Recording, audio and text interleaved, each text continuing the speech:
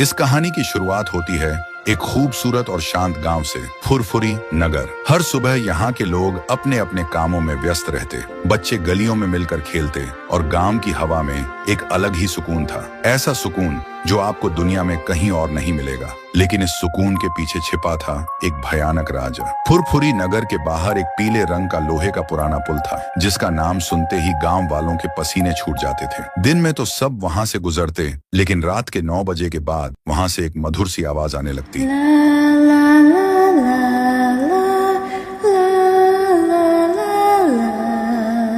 वो आवाज हवा के साथ पूरे गांव में गूंज जाती थी, लेकिन ना जाने क्यों गांव के लोग उस आवाज से बहुत डरते थे।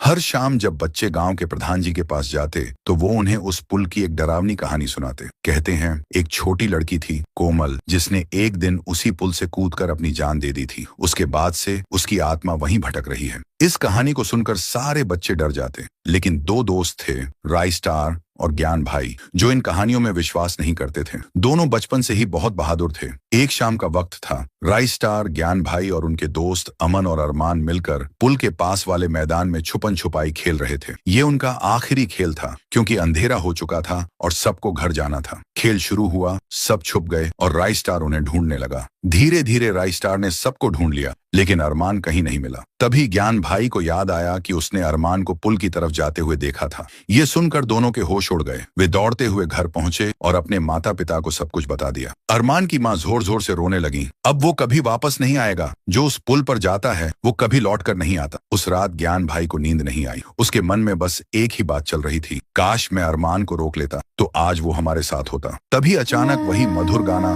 फिर से सुनाई देने लगा। ज्ञान भाई ने बालकनी से देखा, पुल के पास एक लड़की खड़ी थी। वो सीधा उसी को देख रही थी। ज्ञान भाई बिना कुछ सोचे समझे अपनी बाइक उठाता है और सीधे पुल की तरफ निकल पड़ता है। वहां पहुंचकर उसने देखा वो लड़की अब भी वहीं खड़ी थी, लेकिन जैसे ही ज्ञान भाई ने पुल पर कदम रखा वो लड़की अचानक गायब हो गई। ज्ञान भाई ने हर तरफ उसे ढूंढा, लेकिन कोई सुराग नहीं मिला। तभी उसके कानों में वही गाना फिर से गूंजा, इस बार इतना पास से जैसे कोई ठीक पीछे से गा रहा हो। वो भागकर अपनी बाइक तक गया और उसे स्टार्ट करने की कोशिश करने लगा, लेकिन अब बहुत देर हो चुकी थी। अचानक बाइक के चारों ओर धुआं छा गया। ज्ञान भाई उस धुएं में समा गया और जब धुआं हटा तो वहां सिर्फ उसकी बाइक पड़ी थी। ज्ञान भाई गायब हो चुका था। उस पुल ने ज्ञान भाई को भी अपना शिकार बना लिया। अगली सुबह जब ज्ञान भाई अपने कमरे में नहीं मिला तो राइस्टार और उसके घर वाले उसे खोजने निकले। बहुत देर तक ढूंढने के बाद राइस्टार को उसकी बाइक पुल के पास पड़ी मिली। राइस्टार समझ नहीं पा रहा था कि ये सब क्या हो रहा है। कोमल का भूत किस बात का बदला ले रहा है और उस पुल में हर रात वही गाना क्यों बजता।